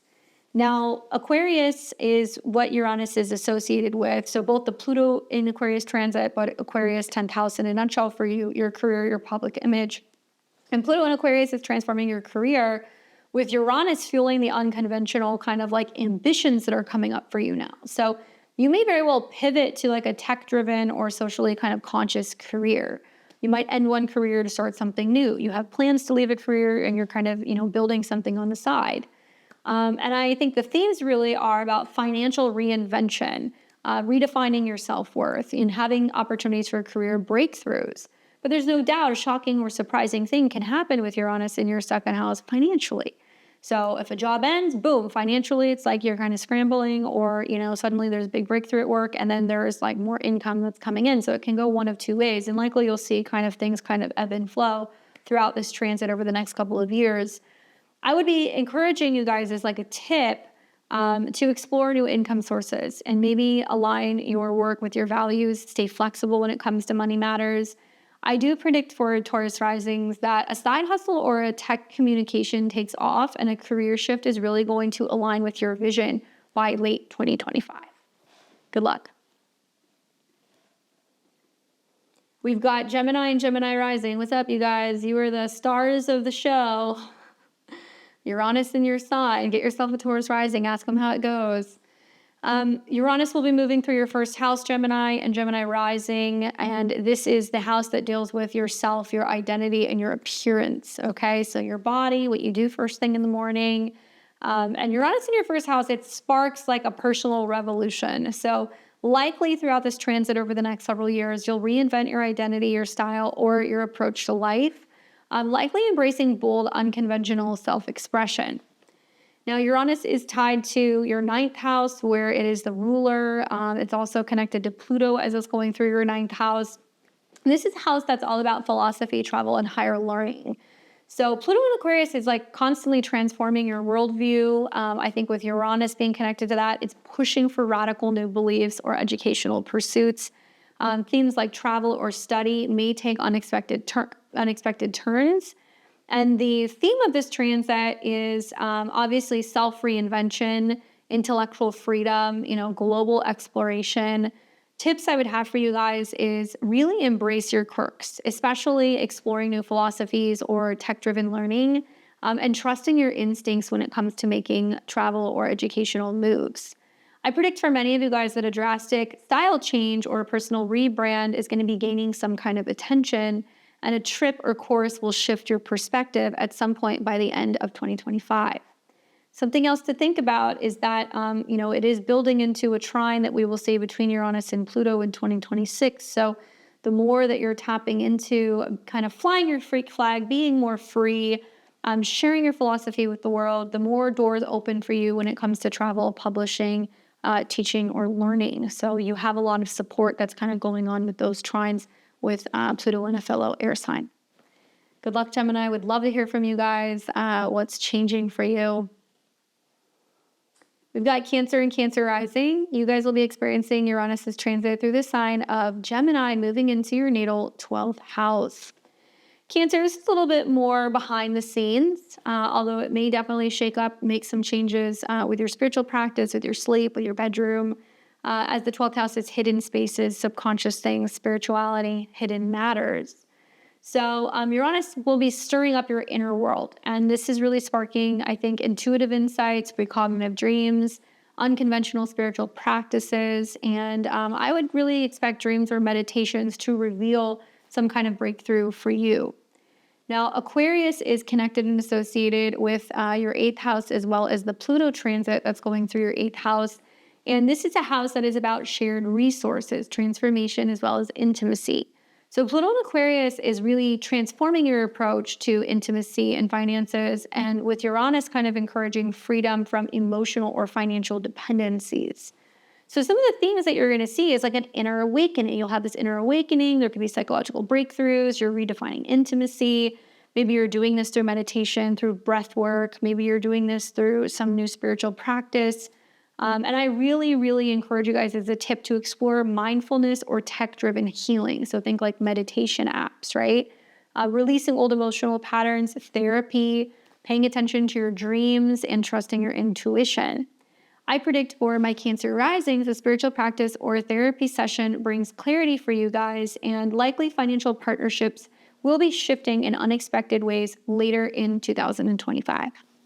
Good luck. We've got Leo and Leo rising. What's up, Leo? You're going to be experiencing Uranus's transit through the sign of Gemini, and it will be moving through your natal 11th house. Now, fire and air signs, I think you're going to do a little bit better with these transits, obviously, with sextiles to you and, the Mercury retrograde that will be in your sign in July, which will be heavily kind of influencing some of what's going on with the Uranus kind of change-ups. Maybe a little bit easier for you to navigate. As Uranus is going through your 11th house, this is going to be a house that deals with friendships, your networks, your community groups, as well as your aspirations. Now, Uranus and Gemini will revolutionize your social life, and new eccentric friends or tech-driven communities will inspire your goals, and I would expect shifts in group dynamics. Now, Uranus is connected to your 7th house of relationships, so think spouses, business partners, close friends, allies, therapists, even your astrologer is your 7th house. And, this is where Pluto was kind of moving through, radically changing and transforming your relationship with other people. So when I look at the two together and I look at the aspects that they're going to be making, I think, okay, Pluto in Aquarius is transforming your relationships, while Uranus in Gemini is going to be encouraging unconventional or potentially even like long distance connections. Partnerships can become more freedom-oriented. You can have a client that is introducing you to new groups of people. You can have a change going on with a partner or a spouse that is, having them kind of go through it, and you're giving them space to process that, and maybe you're getting support from friends. Maybe because you're socializing and connecting with new people, you're bringing in, creative collaborations. Just look for changes that are going to be happening, and social reinvention, I think, is a huge key. And maybe unconventional alliances and relationship freedom. And as a tip for you guys, I would say, join innovative groups or online communities, or start one. That's another option. Embrace non-traditional relationships and stay open to surprises and friendships. And I predict for my Leo risings that a new friend or group inspires a very big goal for you. A relationship evolves with much more independence by November of 2025. Good luck. We've got Virgo and Virgo rising. What's up, Virgo? You're going to be experiencing Uranus going through the sign of Gemini. And as I said before, Virgo, Sag, and Pisces, life is about to get very loud, okay? You've got planets that are going through angular houses. So obviously the 10th house is, your personal karma, right? 10th sign from your ascendant. So it's going to be who you are out in the world, your career, your public image. And Uranus entering into this house is really going to be shaking up your career, particularly if you've got a midheaven in Gemini within the first 3 degrees. So this will be pushing you towards innovative or tech-driven paths, and maybe expecting, sudden job changes, bold new public images, working independently, becoming an entrepreneur, maybe a side hustle turning into a full-time business. Maybe you're working 2 jobs and you're kind of wearing more than one hat in a current position. Uranus is also tied to your 6th house of, work, health, and productivity, routines, pets, as well as, connections to your coworkers. So Pluto here is really transforming your daily routines and your health practices, and Uranus is inspiring kind of cutting-edge wellness or work habits. So when we put it all together, right, this is a theme with Uranus in your 10th house of career reinvention. It's also about health innovation and kind of breaking routines or patterns, like making changes. It's possible that some of you guys are going to be exploring tech-driven career opportunities, or, suddenly having a job change or a change with your schedule or the department you're working in. You might be experimenting with new health regimens, and I would just say stay adaptable at work. Take responsibility for your work, take responsibility for your health. And I predict for many Virgo risings that a sudden job offer or tech or media job might be emerging for you. And it's also possible that a new fitness or work routine is really boosting your energy. And that's something that you're really kind of working on between now and late 2025. Ride the wave, guys. I know Uranus squares can be a little challenging. Obviously, there's a lot that you're kind of changing and having to kind of let go of while Mars in the South Node is in your sign. But even Mercury's tie to the 10th house, where changes in your career are inevitable, and Mercury retrograde is about you taking time to just kind of go, whatever's going to happen is going to happen. I'm going to let the chips fall where they may. And just practicing some mindfulness and kind of letting go and letting the dust kind of settle with work stuff. I think that's going to be a huge turning point for you this week. So let me know what happens for you guys. We've got Libra and Libra rising. What's up, Libra? You're going to be experiencing Uranus transiting the sign of Gemini. It'll be moving through a fellow sister air sign in your natal 9th house. So one thing I can say is, as a Libra rising myself, I'm really excited to kind of see this transit, especially if you guys happen to be in early sun, moon, or rising. So I'd say 0 to 3 degrees. Libra, you are the only sign that is going to be really experiencing a grand trine throughout this transit, because Pluto's in the early degrees of Aquarius, Uranus is in the early degrees of Gemini. So sun, moon, and rising early placements. You've got a lot of things here where things can change in a very positive way very quickly, okay? So you get a little bit of a break. The 9th house is a house that deals with philosophy, and this is a house that deals with travel, airports, belief systems, mentors, higher learning. And Uranus is directly, I think, going to be sparking a thirst for knowledge as well as adventure. I think for Libras and Libra risings, there's going to be sudden travel opportunities that are going to be kind of popping up out of nowhere. It could be quick trips, you're going there, 2-day turnaround, you're returning, quick programs, things that you're learning, unconventional studies that really shift your worldview. Now, Uranus is directly tied to the Pluto transit in your 5th house, as well as Aquarius, as it's the ruler. And the 5th house is about creativity. This is about having fun. This is about romance. This is about joy, dating, children. So Pluto in Aquarius is transforming your creative life, your romantic life, the way that you look at children, the way that you look at joy, while Uranus is encouraging bold self-expression and unconventional love. So when we tie it all together, for Libras, there's going to be an intellectual expansion that's going to be happening, right? It's happening in an air sign. And this is about creative freedom and having more adventure when it comes to romance and relationships. So I think some Libra and Libra risings are going to take a spontaneous trip, or there's going to be a course that's going to be popping up that they're just going to do suddenly, and it's going to be about embracing bold, creative, self-expression or projects. Stay open to unique romantic connections. You might meet somebody through travel. This is also about learning more in terms of hobbies and creative projects and self-expression.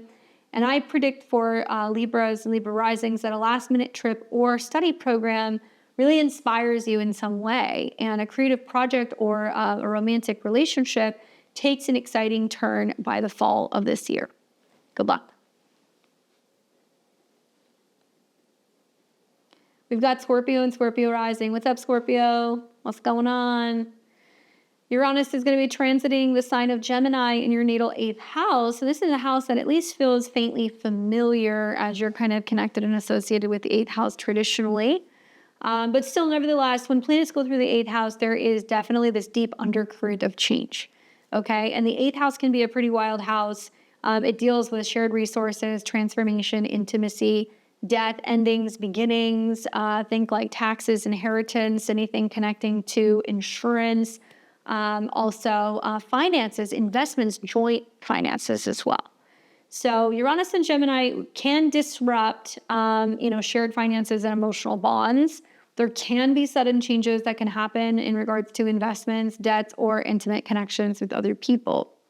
Now, Uranus is directly tied to your 4th house of home and family, including the Pluto transit, which is very personal for you because you're ruled by Pluto. So believe it or not, Uranus has a pretty big impact on Scorpio risings for like the next several years. In particular, I would say this year and next year while you're seeing Uranus and Pluto kind of trine. Now, the 4th house is about your home and your family and your roots. So Pluto here has been transforming your life. Uranus is now encouraging unconventional living, new living arrangements, new family dynamics. And the themes for you, Scorpio, are going to be about financial reinvention, emotional breakthroughs, and redefining your home. Now, that is going to be either assisted or challenged based off of the unexpected kind of financial things that happen through the 8th house and other people. I think for Scorpio and Scorpio risings, I would really pay attention, especially if you're an early degree, because if you're an early degree ascendant Scorpio with Uranus quincunx your ascendant and Saturn and Neptune quincunx your ascendant, you got to really pay attention to your health and your body. Scorpio is a fixed sign. It's reluctant. It doesn't want to change. And it's very obvious to me that you're changing something about where you work, how you work, and your productivity because you're seeing that there's opportunities to make more money. And if you're making more money, then things could be a little bit smoother and easier when it comes to dealing with family and home drama or, some kind of goal that you have for changing your home. I think that for a lot of you guys, financial reinvention, emotional breakthroughs, redefining your home is the key. And I would be exploring new investment strategies. So literally Uranus in the 8th house can be relating to crypto. It can also be about new innovative ways of bringing up income streams that could be kind of like automated or things that you can do from home. It may also be about, embracing change in family life or in your home life and trusting your gut when it comes to intimate matters. I predict for Scorpio risings that a financial windfall or a loss can reshape your approach, and a move or a family move feels very liberating by late 2025. I can just tell you, as a Scorpio sun, I'm seeing some of this stuff, so I do think it correlates. But also, I've gone through the Uranus transit in recent years. I had Uranus going through my 8th house. It's about to finish. And I saw some aspects between Pluto and which was transiting through my 4th. And that materialized at the end of the Uranus transit as like more stability in the home, better financial situations, a lot better when it comes to eradicating debt or anything revolving around home and family dynamics. A lot of it, I think, is just more emotional and psychological and making physical changes in the home and the financial things that kind of come about to make that possible. So stay optimistic. Uranus in the 8th house does not necessarily inherently mean death. You have to take into consideration what it's ruled by, and it's ruled by Mercury, which will retrograde in your 10th. So Scorpio, lots of changes going on in how you're working, how you're presenting yourself at work, trying to find, smarter ways to work. So that way you can be making money easier. So that way you can really do some of the home and family stuff that you want to do, right? So good luck. Let me know what happens. We've got Sag and Sag rising. What's up, Sag? Uranus is about to go into your 7th house of relationships. Obviously, this is your opposite sign. So if you happen to be a Sagittarius, sun, moon, or rising, 0 to about 3 degrees, you're going to be under a Uranus opposition this year, which means anything goes when it comes to other people.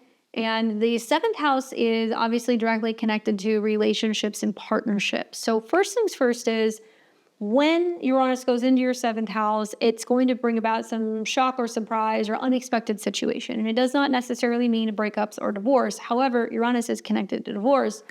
I do think it's going to be really about more than one option. So like if you're like a single Sag or Sag rising, something can be coming up where you've been seeing somebody and like they could be getting restless or you could be getting restless and another person could pop it, right? Gemini duality. It can also mean for many of you guys that you're meeting with an astrologer for the first time, you're meeting with a therapist. Maybe there is new business partners coming in, maybe there's new clients, or maybe you're learning to confront or hash things out with relatives, particularly siblings or neighbors. Uranus and Gemini brings surprises to relationships, and I would expect unconventional partnerships, maybe the possibility for sudden breakups, or also new connections that will challenge existing relationship norms. Now, Uranus is tied directly to your 3rd house of the mind and anything in regards to communication and thinking, as well as Pluto as it goes through this particular house. So this is a house of learning. This is a house of siblings. It's about communication. And Pluto in Aquarius has been transforming how you communicate and how you learn. And I think with Uranus sparking innovative ideas or tech-driven exchanges. So it's trining. So you have a lot of support, even though it's in opposition to you. The way that you communicate or connect with siblings, family, relatives, the way that you share information, bring people in when it comes to having clients, if you have a client-based business, and then the sextiles that you have to Saturn and Neptune and the trines that you currently have from Saturn and Neptune, everything's flowing. You got to communicate, you got to share, you got to express yourself, you got to focus on getting serious with what you're creating, what you love to better navigate sudden changes in relationships. I've told this story, but I'll tell it again. Having gone through a Uranus transit myself in the 7th house, started with suddenly getting engaged. Uranus went out of my 7th house, into my 6th, back into my 7th. That relationship ended. And over 7 years, it was a period of being off and on and back and forth and not having stability. And it wasn't until the tail end of Uranus in my 7th house that's when I finally settled down and got married. So I'm not saying it's going to be like that for everybody, but certainly there is either seeing a lot of changes in existing relationships where partners need more freedom, or they're feeling like a little bit more wired, can definitely be a theme. So watch for that. This is a time of relationship reinvention, right? So if you're married, if you're in a committed relationship, it's about that, maybe bold communication and intellectual breakthroughs in how you kind of connect and communicate with other people. I would be embracing non-traditional partnerships right now, maybe experimenting with new communication tools, and also being open to surprises and chance opportunities to travel or learn with your partners. I predict for my Sag risings, a new or redefined relationship can spark excitement, and a writing project or tech project can gain traction by the fall of 2025. Good luck, guys. We've got Capricorn and Capricorn rising. You guys are going to be experiencing Uranus entering into the sign of Gemini, moving through your natal 6th house of health, habits, work, and routines. Early degree Capricorn, sun, moon, or rising, 0 to 3 degrees. This will in conjunct or quincunx your rising in particular. Keep an eye on your health and your body. Gemini is the hands, anything kind of connected obviously to the shoulders, the arms, nervous system. Anything also kind of connected to diet, health, routine, and habits as Uranus goes to the 6th house is going to be a huge focus. Now, something that I like about this transit right off the bat is that Uranus is going to be sextiling Saturn, which is your chart ruler. And Saturn is moving retrograde this week through your fourth house, where you're reevaluating, where am I living? How do I feel? What's going on with home? What's going on with family? And maybe it's like an all hands on deck moment where you're home more, you're with a parent, maybe you're relocating. And it's requiring you to kind of be a little bit more open-minded when it comes to how you're working, how you're making money, what your schedule looks like, and also scheduling, timing, and health in the mix. So getting things in order, focusing on productivity, focusing on health is very important through these transits. Neptune is also very close to your chart ruler in the fourth house. So it's almost like there could be some very heavy moods coming up for Capricorn and Capricorn risings. And you guys got to get moving with Uranus and Gemini. Literally, I think we're going to see a lot of people that are going to get into biking, cycling, walking groups, like anything revolving around movement, on our legs, and things that we're listening to and learning along the way. So I would say clean your house, listen to a self-help podcast, go to the gym, go for a walk, listen to an audiobook. We can walk and chew gum at the same time when we have planets in Gemini. And for you guys, yes, Uranus can disrupt your daily routines and your work life a little bit. But I would say through tech-driven work challenges or changes or innovations in health practices, there can be ways to kind of be able to bounce back from this. Obviously, yeah, Uranus is in the sixth house. You could suddenly decide you're quitting a job or you're going to become a contractor or an entrepreneur. That's pretty common. We could also see that you're embracing a new health or fitness routine. Now, Uranus is directly tied to your second house of money, resources, and self-esteem. So this is really where Pluto in Aquarius has been transforming your finances and your self-worth. And Uranus is encouraging unconventional income sources or value shifts. So, okay, you decide to kind of kick your job. Suddenly that kicks into overdrive, the Pluto in Aquarius, what's going on with things financially. But it could also be, well, I'm working independently. Now I can bring in more than one client, or now I can work, more than one job, and it's going to be empowering me and feeling like I have some sense of stability and security with my finances. Pluto is also sextiling Saturn. So it's like trying to find ways to be able to handle the home or the emotional or the family situation and maintain work, health, and finances. So you have a lot of support from other planets. I do think that this could also be about radical changes or like elimination diets or things that you're kind of kicking from your diet. It's a good time with Uranus and Gemini to be like, I'm getting rid of an old habit. Maybe you're trying some breath work, some meditation. Maybe you're doing something that's going to be more like mental or cerebral. And you're learning more about health and wellness and like what you want to kind of add or cut from your diet as well. I think that the themes for the most part are going to be about work reinvention, health innovation, and financial freedom. So the tips for my Capricorn and Capricorn risings is try to adopt a more tech-driven kind of work schedule, bringing in new apps and tools. Health apps can be really helpful, in particular productivity, diet, and also exercise apps. Explore new income streams and prioritize flexibility in your routines.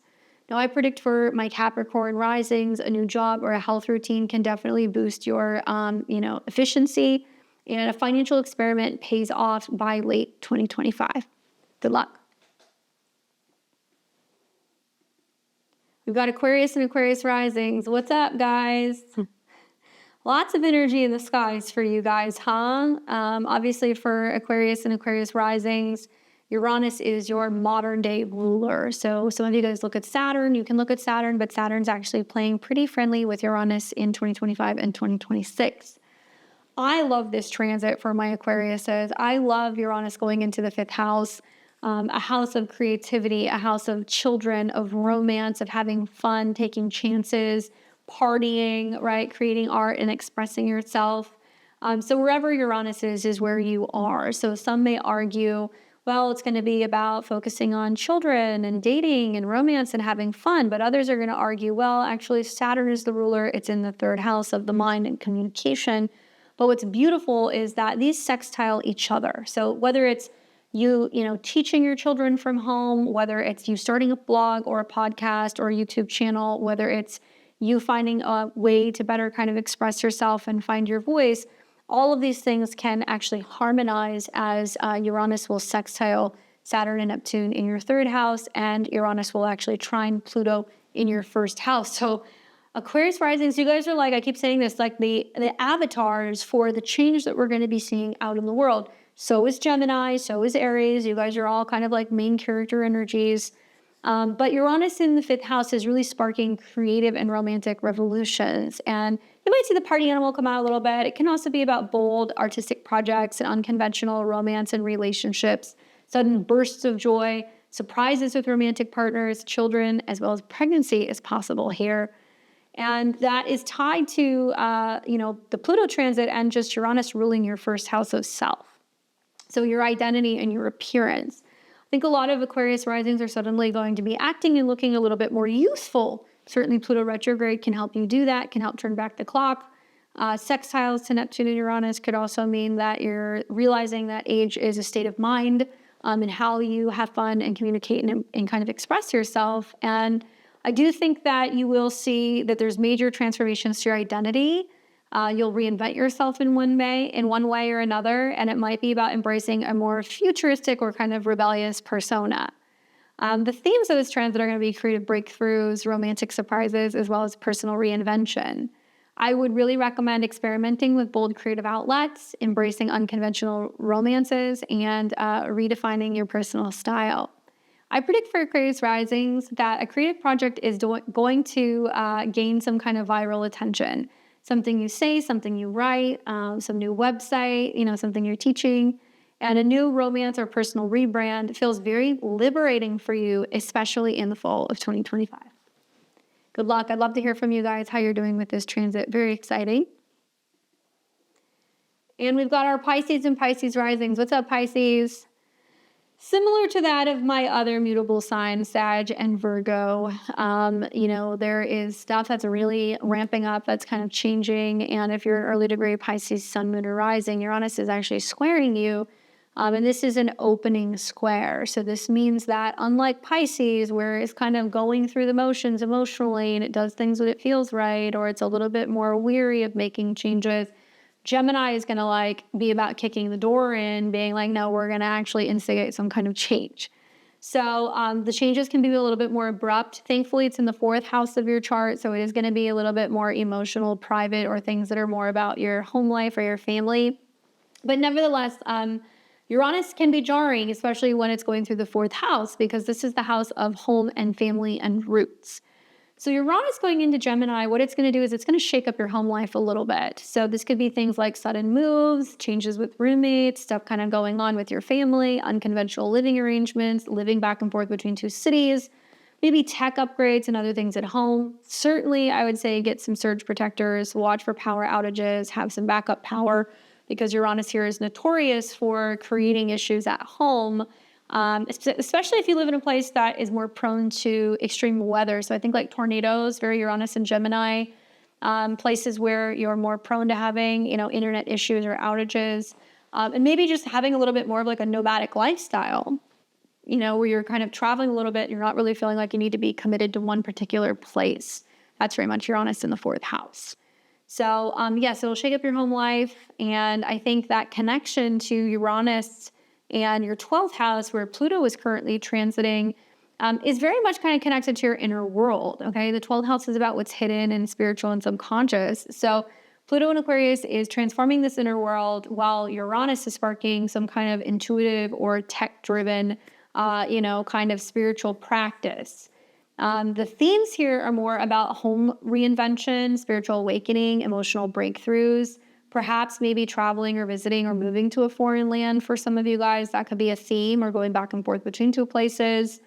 My tip for Pisces risings would be explore maybe smart home tech or unconventional living. Some of you guys might be considering living in an RV or living kind of abroad, maybe diving into intuition or meditation or dream type work. Trusting your intuition is like a big theme, especially if you feel like a gut feeling where you're pulled to move or relocate or to sell your house or buy something new. Watch for unexpected changes that can be happening with family. I think that's going to be a big theme here. And I predict for my Pisces risings that a sudden move or home upgrade It feels very freeing. Like whatever suddenly happens moves quickly and you're like, oh, I'm free of this. Now I can finally move around. Some of you guys might decide you no longer want to own a home, that you just want to rent, or you want to kind of, like I said, be a little bit more nomadic. In particular, this will be sextiling Neptune in Aries, and Neptune is one of your rulers. So some of you guys are practicing a much more kind of minimalist mindset where it's like, actually, I want to get rid of things. I want less things. I want to conserve money. My values have changed. Like, I don't need the house. Let's just go somewhere. And you're going to really value having freedom, especially on the home front. So a sudden move or home upgrade does feel freeing. And I do think spiritual practice brings some kind of clarity for you as you kind of go throughout 2025. Hopefully that's helpful. Let me know how it's manifesting for you guys. All right, guys. Well, that is this week in a nutshell. I hope it was helpful for you in kind of navigating the week ahead. You can always click the links in the description below if you want to see all of the various dates for this week. I have them there for you guys. You can also check out my website at beyondtheveiltarot.com. I actually create personalized digital calendars that go right into your Apple calendar or your Google calendar on your computer. Super helpful. You can have 12 months of the transits at the palm of your hand. But obviously this week we got a lot going on. So I think this Uranus and Gemini is a cosmic wake-up call. We're all rethinking communication, and as well as like learning and connection. I think that pairing up with Pluto and Aquarius is a transit that's all about igniting some kind of like revolution in personal and collective spheres. So expect the unexpected, embrace it, stay curious. We've got several years for this transit to kind of unfold, and obviously let your ideas soar. I hope this is helpful. You guys can like, comment, and share. I'd love to hear your comments below. Give me a thumbs up if you like this video, and consider sharing on your socials. And I will catch you guys all back here later this week. We're going to be tackling themes like the Saturn retrograde in Aries. We're also probably going to be talking about Mercury retrograde as well. So if you guys want to see more about that, make sure to subscribe, click the bell button below so you're alerted as to when I'm on the channel. I'm here every Tuesday, Thursday, Friday, and Sunday, trying to make sense of what's going on in the cosmos. Until then, keep shining, and I will catch you guys all here next week. Take care.